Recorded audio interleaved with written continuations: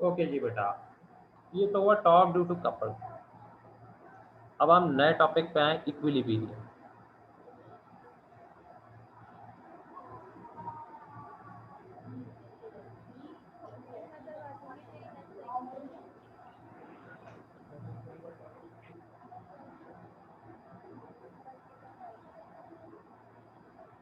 इक्विली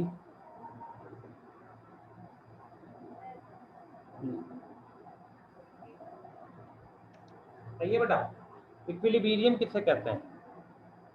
let suppose ये एक block है, एक फोर्स यहाँ से ये लग रही है, एक फोर्स यहाँ से,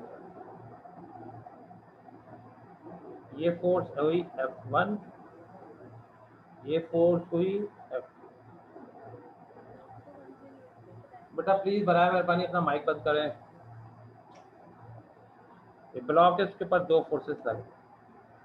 अगर सूरत हाल ये हो कि बॉडी के ऊपर जितनी भी फोर्सेस लग रही हैं उनका सम जो है वो जीरो के बराबर है। बॉडी के ऊपर जितनी भी फोर्स लग रही है उसका सम बराबर हो जीरो के, तो इस स्टेट को हम क्या कहते हैं फिर? इक्विलिब्रियम।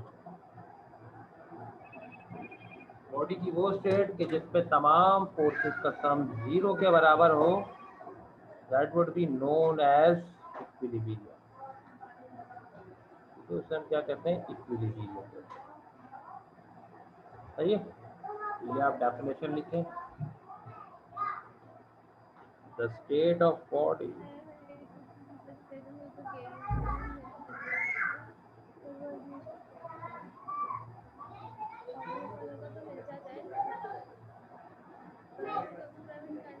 बेटा माइक बंद कर दें अपना।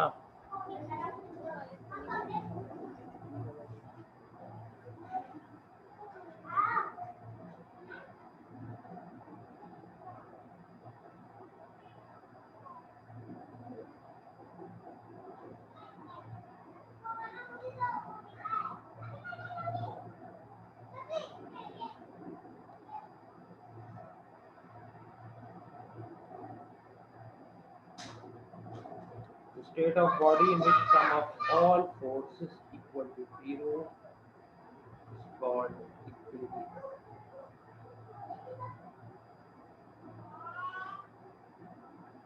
इसको मैथमेटिकली आप कैसे लिखेंगे?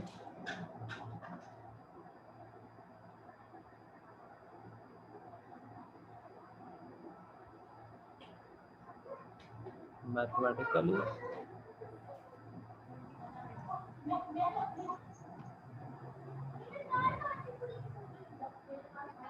F1 plus F2 up to Fn equal to zero, यानी F1 से लेके जितनी n फोर्सेस लग रही हैं तमाम का सम हो जीरो के। और इसको आप ऐसे भी लिख सकते हैं, समीशन i बराबर है 1 के up to n Fi equal to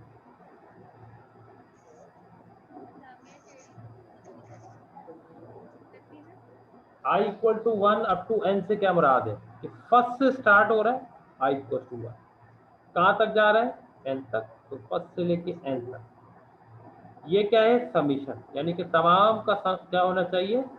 some हो। मैं दोबारा बता दूं, ये क्या है? समीशन साइन कर रहा है सम को। i बराबर है 1 के, इट मीन फर्स्ट से स्टार्ट हो रहा है। n इट मीन n तक। Fi equal to,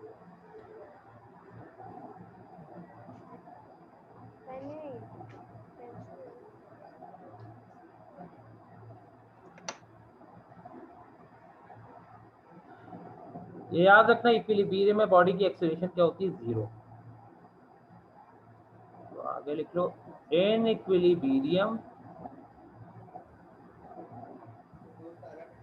the acceleration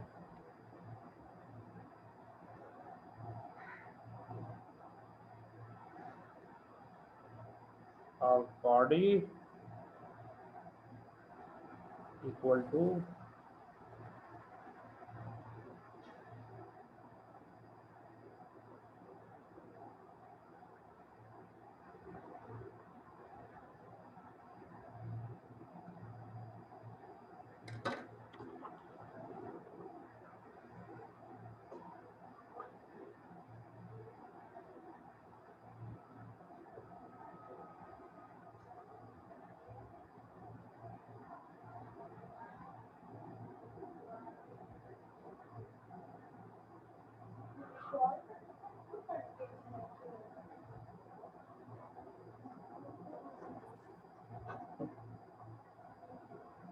copy कर लिया बच्चों? Yes sir. ओके, नेक्स्ट अब है next topic, types of equilibrium.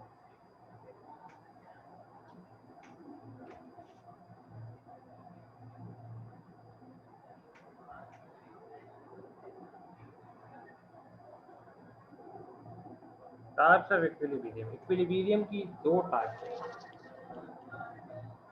Equilibrium की दो टाइप्स है। Number 1 static equilibrium and number 2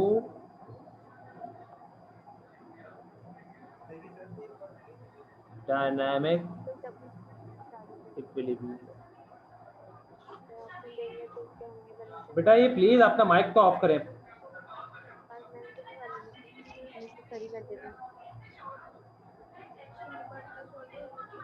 hello excuse me बेटा, प्लीज आप ये अपना माइक ऑफ करें।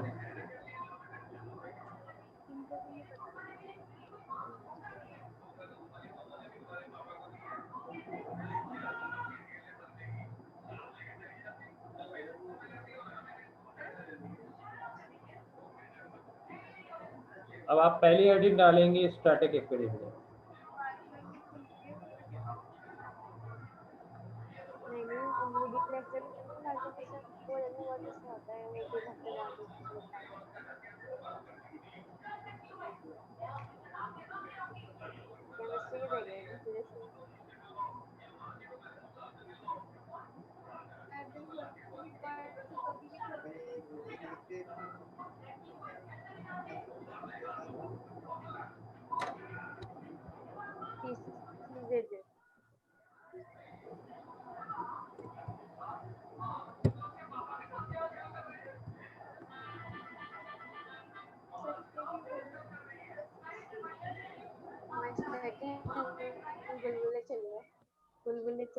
ईशा आपका माइक ऑन है।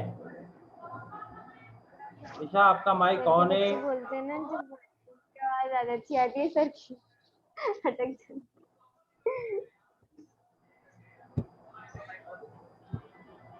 माइक ही ऑफ है।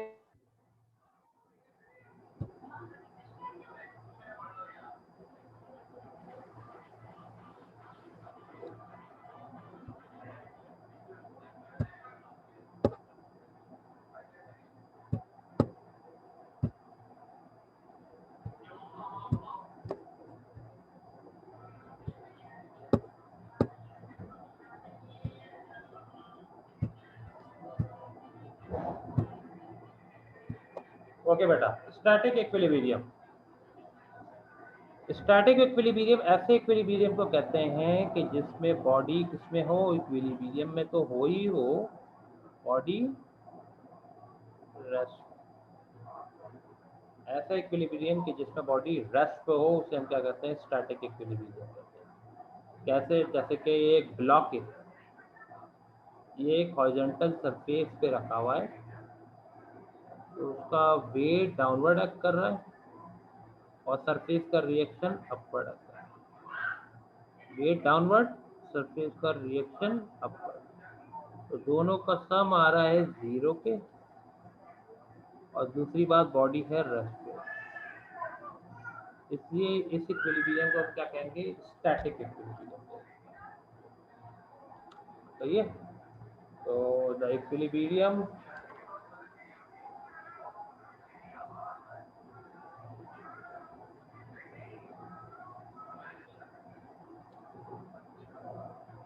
in which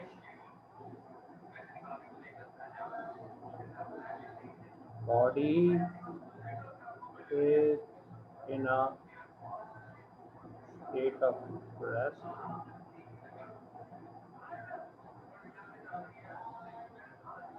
is called static equilibrium.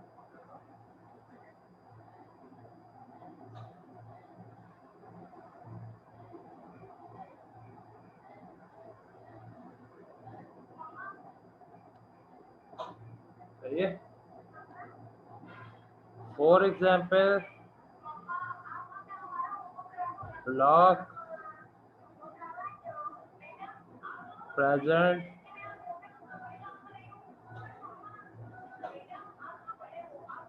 on horizontal surface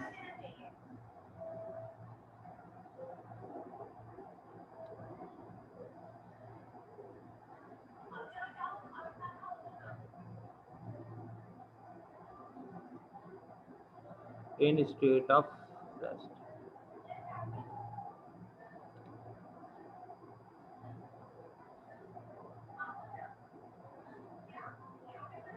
Block present on horizontal surface in state of rest.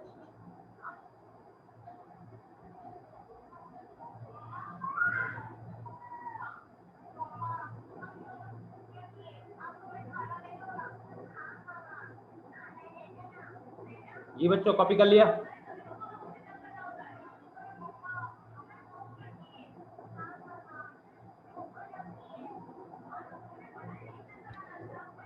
Ji copy कर लिया?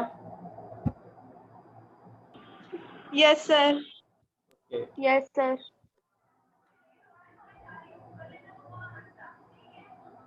ओके, नेक्स्ट है डायनामिक इक्विलिब्रियम।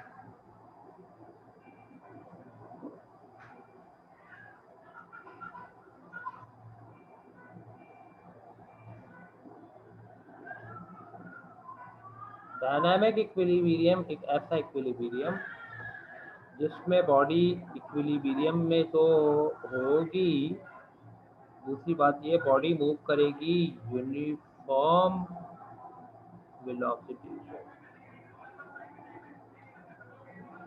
बॉडी मूव करेगी किससे? Uniform velocity.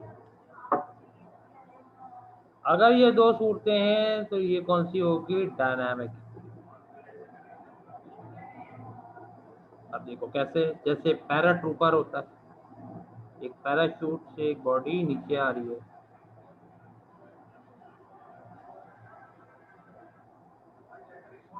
तो उसका weight downward act करेगा, जबकि air का अपथ्रस्ट जो है वो ऊपर की जाने लगेगा। वेट डाउनवर्ड, अपथ्रस्ट ऊपर, और दोनों का सम बराबर होगा 0। वेट डाउनवर्ड, एयर अपथ्रस्ट ऊपर, तो दोनों का सम बराबर होगा 0 पे। तो इस वजह से ऐसी इक्विलिब्रियम को हम क्या कहेंगे? डायनामिक। यहाँ बॉडी मूव करेगी यूनिफॉर्म वेलोसिटी से, कांस्टेंट वेलोसिटी। तो लिख लें the equilibrium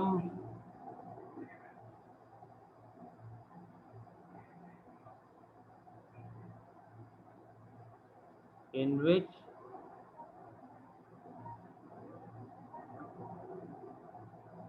body is moving with uniform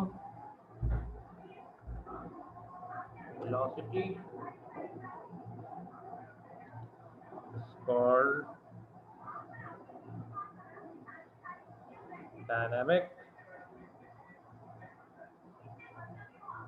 equilibrium.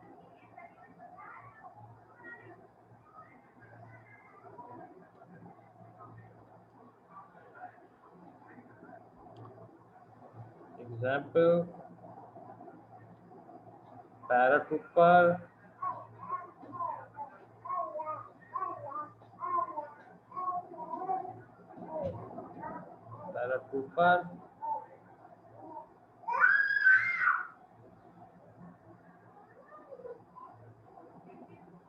is moving with uniform velocity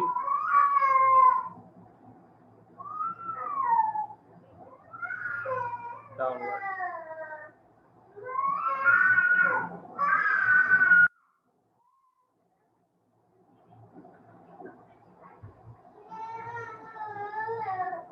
सही है?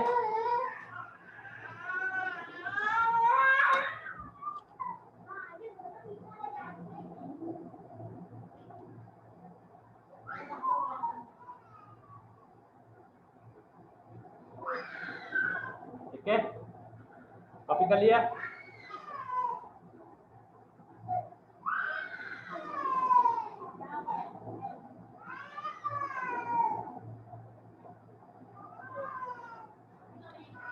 जी बच्चों, कॉपी कर लिया? Yes, sir. अब आप आ जाए, नेक्स्ट हेडिंग डालें कंडीशंस ऑफ इक्विलिब्रियम। ये तो टाइप्स हुए।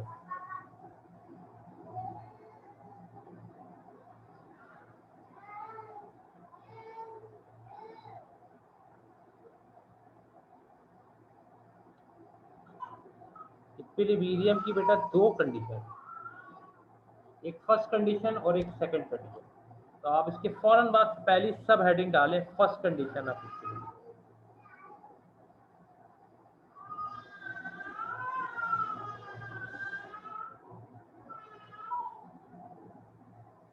फर्स्ट कंडीशन ऑफ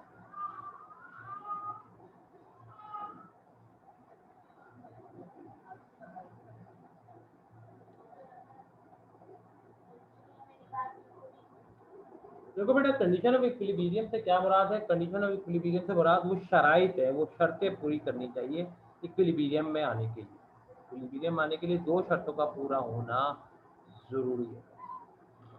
पहली कंडीशन क्या है? पहली कंडीशन ये है कि तमाम फोर्सेस का सम जो हो वो क्या हो? जीरो। तमाम फोर्सेस का सम क्या होना चाहिए? जीरो होना चाहिए। अगर जीरो होगा तो बॉडी इक्विलिब्रियम में होगी। तो पहली कंडीशन का आप स्टेटमेंट लिख लें, according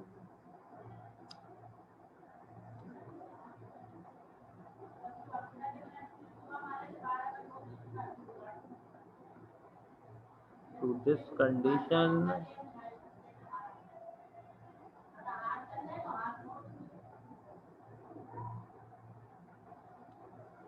next line inverted comma में, if the sum of all forces acting on a body equal to zero,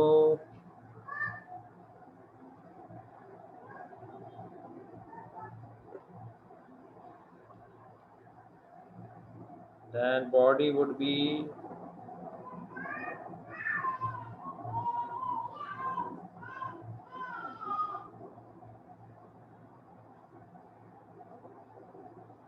in transit in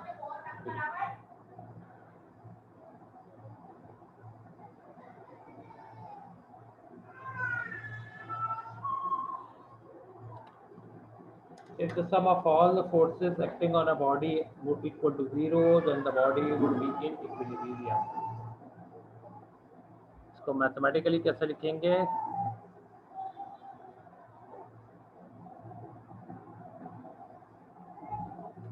mathematically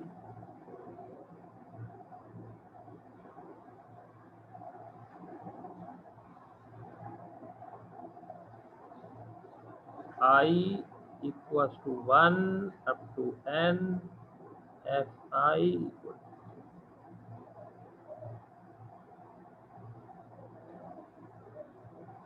I equal to 1 up to n equal to 0।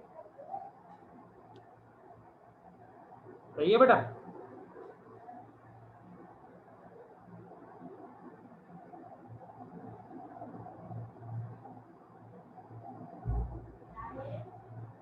यहाँ तक copy कर लिया? Yes, sir. Okay, heading डालो explanation की। इसकी explanation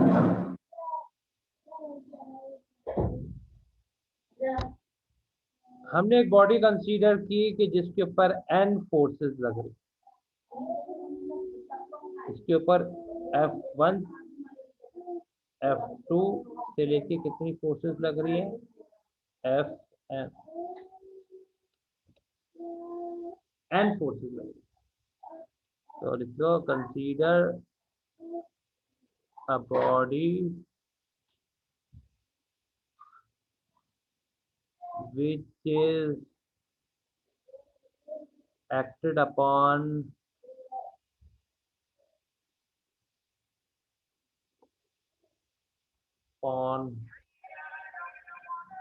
by n number of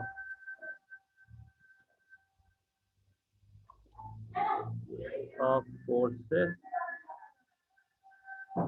that is F1, F2, Fn. Consider a body which is sir हाँ sir which इसके आगे क्या लिखा हुआ है? कहाँ पे? Consider a body which is हाँ. acted upon Which is by n Okay, sir. number of forces. सही है? ये तो मैंने समझाने के लिए बताया था। okay sir. According to first condition,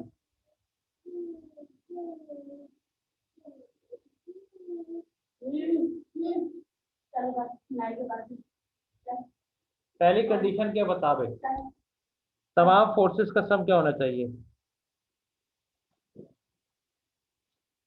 I बराबर है 1 up to n Fi equal to 0। यही था। I equal to 1 up to n Fi equal to 0।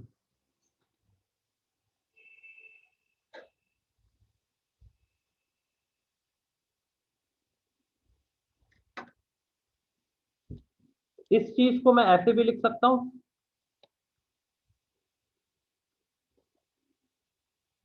और F1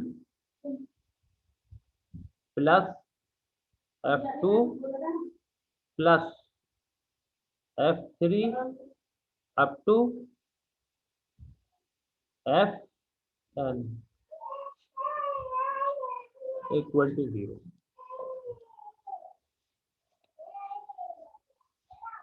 ऐसे लिख सकता हूँ क्योंकि n तक सम 0 के बराबर है ना, समीशन।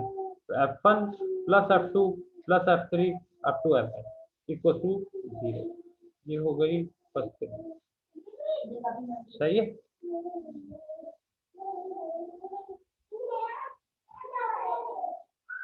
ये हो गई फर्स्ट कंडीशन।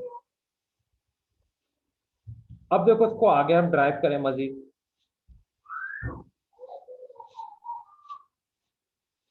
हमने वेक्टर्स में पढ़ा था कि किसी भी फोर्स के एटलीस्ट दो कंपोनेंट तो होते हैं, एक्स और वाई। वेक्टर्स में हमने ये चीज पढ़ी थी, एफ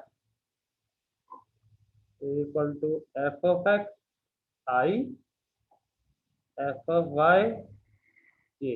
वैसे तो जेड कंपोनेंट भी होता है, लेकिन यहाँ मैं फिलहाल सिर्फ दो कंपोनेंट लिख रहा हूँ, एक्स और वाई। ये होता था ना फोर्स एफ है, एंगल थीटा है, ये इसके दो कंपोनेंट होते थे, एक होता था एफ वाई और ये होता था एफ एक्स। इसको मैंने इसी तरीके से लिखा, एफ बराबर F of X horizontal component plus F Y vertical. जब एफ के लिए ये बात है तो F1 के लिए क्या होगा? इससे F1 की क्या वैल्यू होगी? F1 equal to F1 X I F1 Y.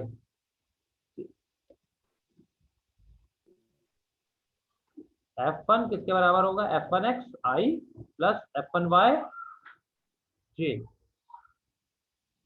इस F1 की क्या वैल्यू निकलेगी इस तरीके से, जब F बराबर है एफ ऑफ एक्स आई है और एफ ऑफ वाई जे है, तो F1 किसके बराबर होगा? F1 X I plus F1 Y J. F2 किसके बराबर होगा? F2 एक्स आई F2 वाई जे।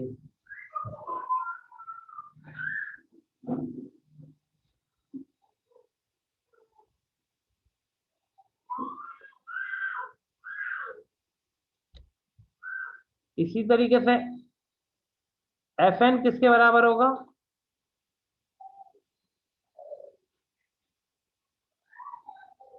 एफ एन किसके बराबर होगा, एफ एन बराबर है F N X I plus F N Y. आपके पास एफ वन की वैल्यू भी आ गई, एफ टू की वैल्यू भी आ गई, एफ एन की वैल्यू।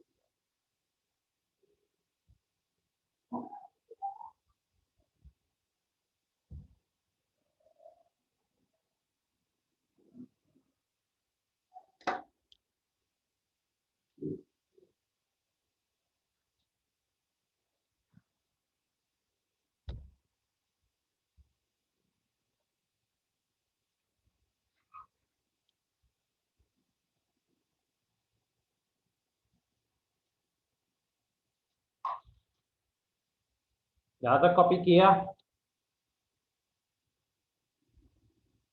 सर 1 मिनट रुक जाए। अच्छा कॉपी कर लो, कर लो।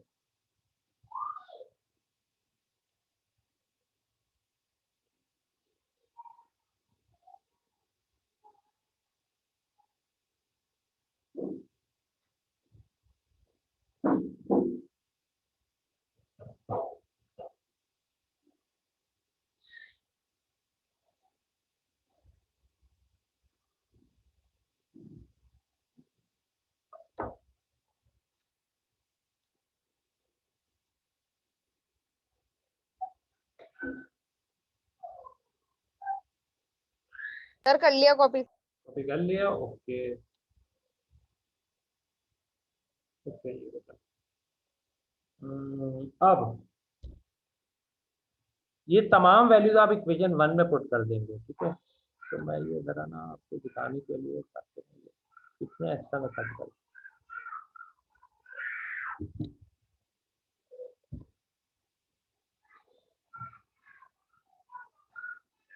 इसको मैं अलग कर लेता हूँ जरा, क्योंकि मुझे करके दिखाना है ना वर्किंग। अब लिखेंगे put these values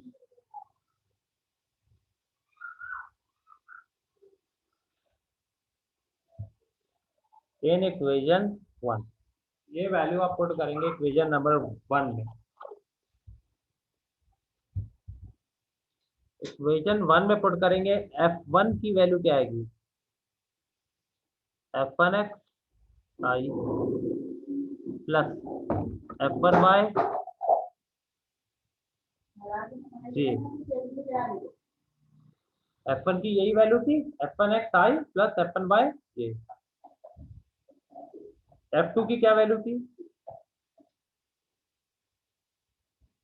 F two X I F two Y G. F one की वैल्यू थी F one X I plus F one Y, F two की वैल्यू क्या थी, F two X I plus F two Y. इसी तरीके से use करते करते एफ एन की वैल्यू क्या होगी, F N X I plus F N Y equal to 0। या आपने एफ वन की वैल्यू पुट कर दी, एफ टू की वैल्यू पुट कर दी, यूं करते करते and so on F N.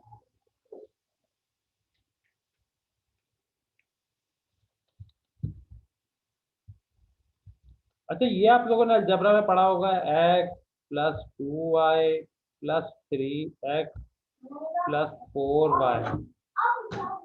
X वाली टर्म के साथ ऐड हो जाती है, यानी कि एक्स प्लस थ्री एक्स कितना हो जाएगा, फोर। और वाई वाली टर्म वाई वाले के साथ ऐड हो जाएगी, तो ये क्या हो जाएगा, टू वाई फोर वाई 6। ऐसी है। इसी तरीके से यहाँ पे आई वाली टर्म आई वाले के साथ ऐड हो जाएगी, और जे वाली टर्म जे वाले के साथ क्या हो जाएगी, ऐड हो जाएगी। तो मैं इसको यूं लिख दूंगा कि F one X I F two x I up to fn x I। इन सबको मैंने x वालों को ऐड कर दिया। इसी तरीके से j वाली टर्म अलग ऐड हो जाएंगी, f1 y j f2 y j plus fn y j।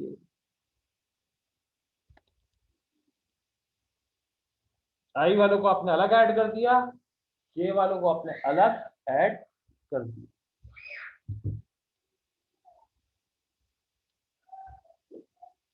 इन सब में क्या चीज कॉमन है? i कॉमन है भाई, ये x ना ले लेना कॉमन, ये x तो नाम का है, ये x है, ये 2x है, ये x जो है ये नाम है, i टर्म है यहाँ पे, i कहते हैं, यहाँ पे i टर्म है वो कॉमन आ जाएगी, f1x f2x fn x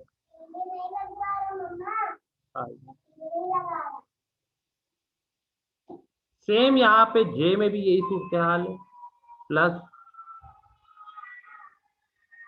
f1y f2y fny। ठीक है,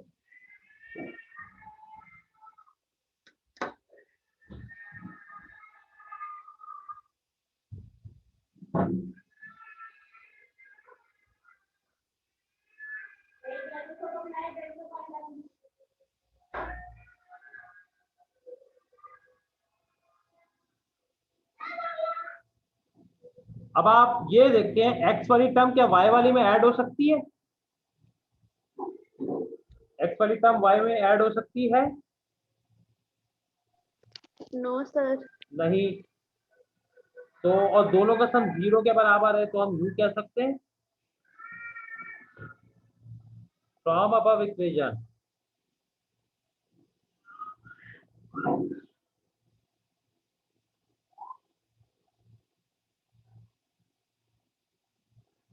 जब दोनों का सम 0 के बराबर है और दोनों एक दूसरे में ऐड नहीं हो सकती, इसका मतलब इसकी वैल्यू क्या होगी?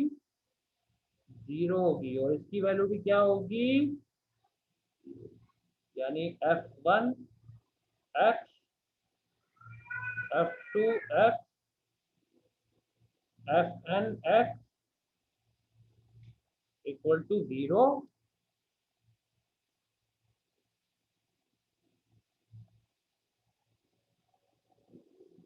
से या इसको मैं यूं लिख लूं, और समीशन i बराबर है 1 up to n f i x equal to, यानी हॉरिजॉन्टल फोर्सेस का सम 0 के बराबर है, एंड वर्टिकल फोर्सेस का सम भी 0 के बराबर। सिमिलरली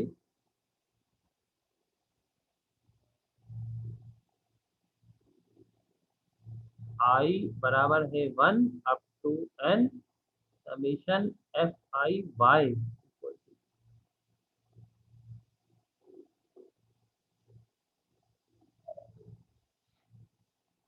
यानी हॉरिजॉन्टल फोर्सेस का सम 0 के बराबर हो या वर्टिकल फोर्सेस का सम 0 के बराबर हो, तब बॉडी इक्विलिब्रियम में होगी। तो मैं इसको यूं लिख सकता हूँ, from above equation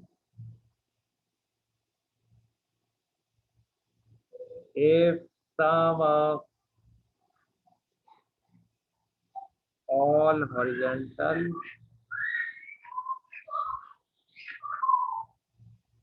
and vertical forces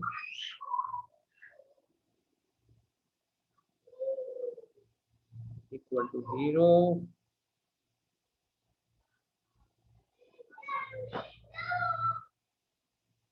then body would be in translatory equilibrium. Translatory equilibrium means straight line.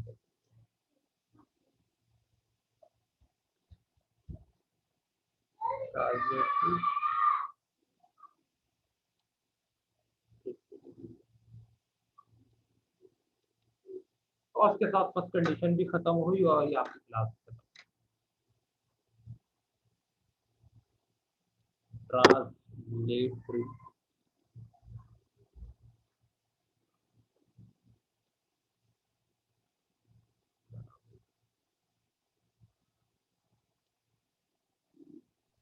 Sir आपने चैप्टर 8 के स्पीड ऑफ साउंड के न्यूमेरिकल्स नहीं करवाए?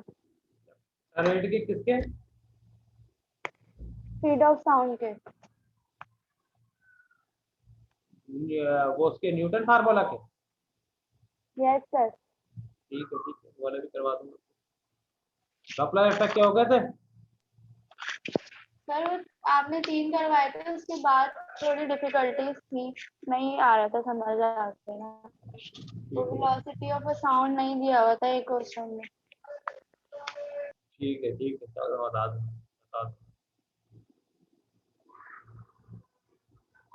कॉपी ये हो गया।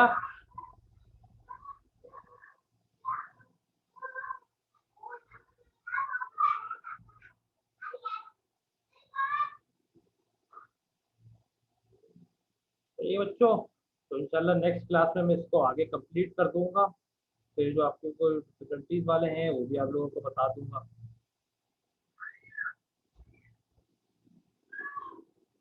सही है, इसकी वीडियो मैं आपको सेंड कर दूंगा मैं।